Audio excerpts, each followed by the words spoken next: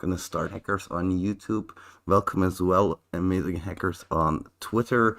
Great having you here. If you have any questions, feel free to ask them in the YouTube live chat, in the chat here. Just talk to us. We love hearing from you. So let's talk about my experience, shall we? Because it might not be all of that interesting, but I'm gonna bore you guys to death with it anyway. Because as you guys know, I work hard. I have a day job. I have a kid, so that's 8 hours of day job, a few hours of watching the kid.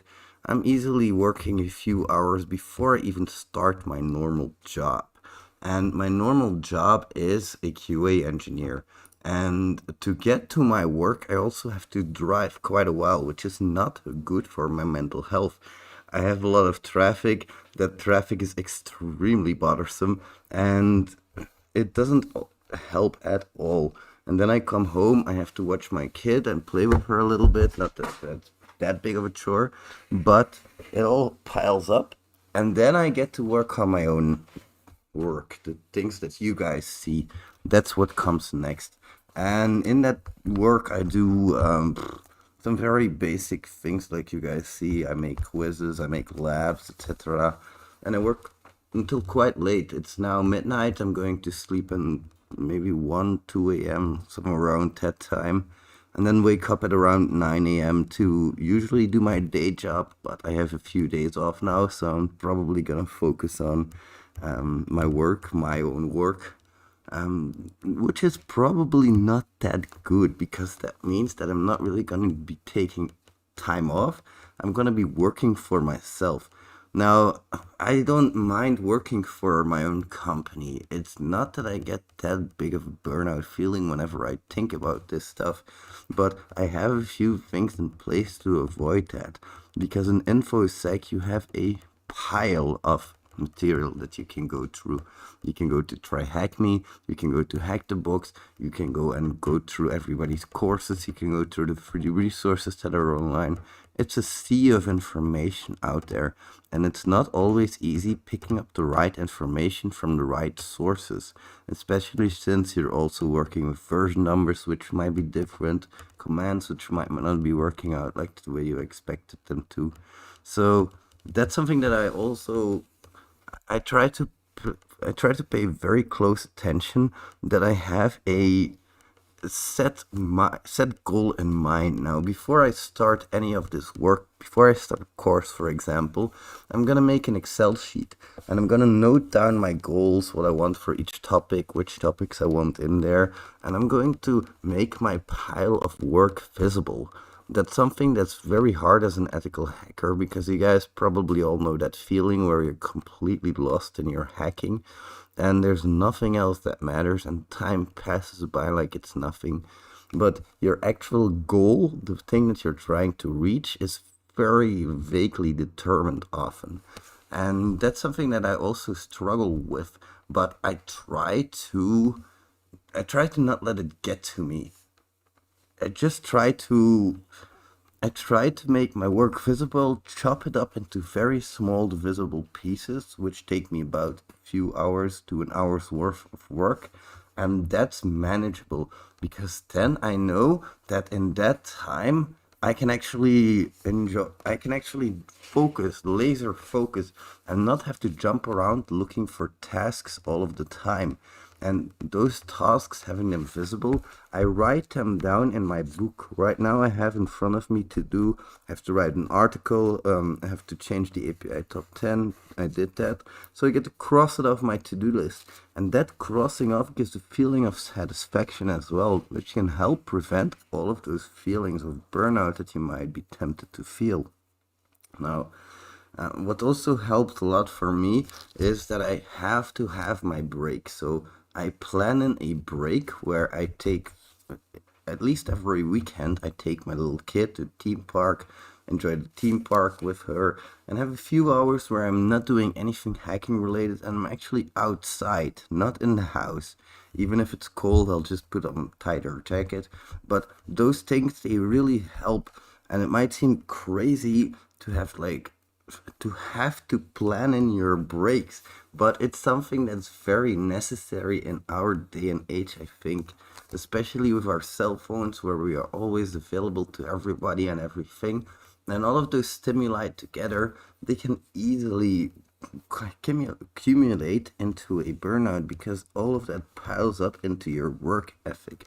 And you have like this giant list of things that you still need to do because you still need to answer your mom and tell her that you're not coming over for dinner, even though you really wanted that lasagna, but you really didn't want that lasagna because, like, again. And then you have to answer your email and you have to maybe write something, and maybe for your work you have to do something. And it's all getting to us in our private times. And with COVID, all of that got even worse. I don't know how much of you guys work in the IT security business, but I think with COVID, it's getting quite bad because you're always having your work with you. Like you're at home, and if there's something that you need to respond to, you need to respond to it immediately. That's something that's very important, and especially if you're on fire brigade, if you're on watch, if you're on call, then you need to be able to respond immediately. And we might get paid extra for that, but what is your time really worth? That's something that you have to wonder for yourself. Like, okay, I have 24 hours in a day. Now, what is 24 hours worth to me as an ethical hacker?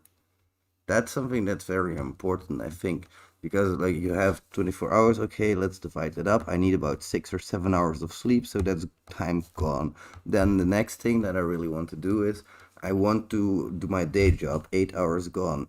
Then I need to play with the kid, 3 hours gone. Then that's left. I have so many hours left, and that I can divide into the work that I want to do, and I can actually see some end dates come into sight. Now, of course, the work that I do is very vague. Like I might estimate that something takes me an hour where I spent 6 hours going down a rabbit hole that I wasn't expecting.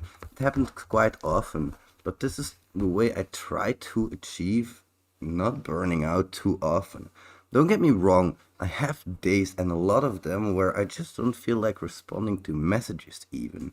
And then those messages will pile up, which will give me even more fear for those messages. I really don't want to open my inbox because I keep getting message after message after message. And for everybody, it's like 5 minutes of my time. But if I have to give everybody 5 minutes of my time, I don't have enough time in my day. And it gives me this fear. And I know it's like a very it's a first world problem to have, but I want to be open with you guys about this. And sometimes I have days where I won't answer anything and I just feel down, but I allow myself to have those days. You shouldn't prevent yourself from having a bad day every now and then. We are human, and humans, they experience a roller coaster of emotions. And that's especially important if you think about a pen test, because your average pen test, an exploratory pen test, I do for about 8 hours, but I only go for very high critical vulnerabilities. But a very long pen test can drain you mentally as well, in the sense that you have to go through your checklist. But let's say you have a 2 week pen test and you're not finding anything, and you have to repeat that pen test over and over and over again. After a while, that also gets to your head, which is why I think it's very important, if you want to stop burnout and stop feeling bad, that you need to keep learning to a degree, but not too much either. You just need to give yourself that benefit of the doubt that if you take one small step every single day, at least one small step, in a year you're gonna have taken 365 steps towards your goal. And that might not seem like a lot, but believe me, guys, that's where the money's at. If you want wealth, if you want knowledge, you need to accumulate it. It's not something that you gain overnight. You really need to work on it. And it takes time, baby steps. So one step at a time. Don't go too fast, because if you want to go too fast and take up too much hay, then you're going to have a little problem. If you, let's say, for example,